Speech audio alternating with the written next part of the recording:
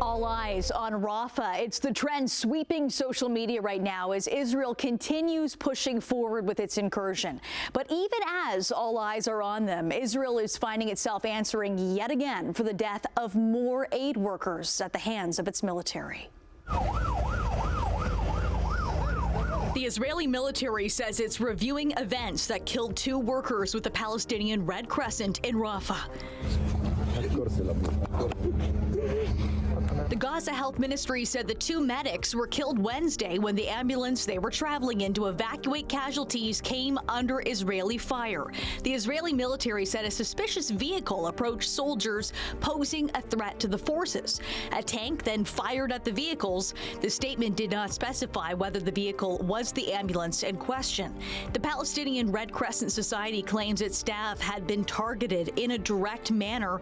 They say 19 workers have been killed in Gaza since the war began. The area of Rafah where Israel is deepening its offensive has seen intensifying fighting in recent days that has killed dozens of Palestinians. Israel has come under fierce international criticism for the high civilian death toll and the lack of humanitarian aid entering the enclave. Israel's trying to starve them out. Starve them out? What are you talking about? We're putting 500,000 tons of food and medicine into Gaza because we're not fighting the civilian population. Despite Israeli Prime Minister Benjamin Netanyahu's insistence that aid is flowing, the United Nations says the amount entering the Gaza Strip has dropped by 67% since Israel began its assault on Rafah. In an update, the UN's Office for the Coordination of Humanitarian Affairs says a daily average of 58 humanitarian aid trucks reached Gaza between May 7th and 28th. That's compared with a daily average of 176 aid trucks the month before. That is well short of the 600 trucks a day that the U.S. Agency for International Development says is required to address the threat of famine.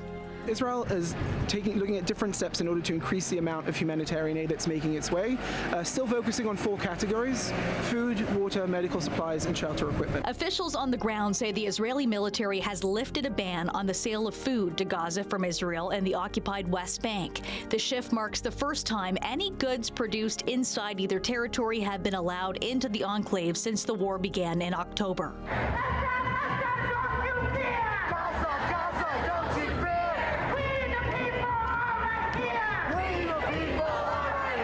Pressure for more aid to enter Gaza comes as all eyes are on Rafah. Sparked by a deadly fire from an Israeli airstrike that killed more than 45 Palestinian civilians on Sunday, this AI-generated image is making the rounds on Instagram this week, shared by more than 46 million accounts. But the picture's popularity has raised questions and critiques about the passivity of the act. Like, you could use the actual images of what's going on in Rafah to actually put eyes on it, but that might be a little bit too disturbing, might ruin a few people's aesthetics. You know how I felt when I saw this image, this AI-created image? I felt sorry for the families of the 134 Palestinian journalists in Gaza who were killed by Israel. I felt sorry for all of these lives who sacrificed themselves in order to convey the images that they see on the ground. Part of the issue some longtime supporters of Palestine have with the trend is that the AI image is not an actual photo of the violence, but a fake, sanitized version. However, to understand the graphic, users would need to have some sense of what is actually happening in Rafah and would therefore know the image being shared does not actually depict the violence and the scale of destruction taking place.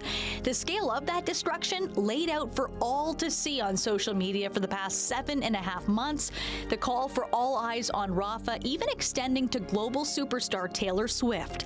The hashtag Swifties for Palestine trending on X today as fans of the singer penned an open letter asking her to speak now and use her massive platform to call out the human rights abuses in Gaza.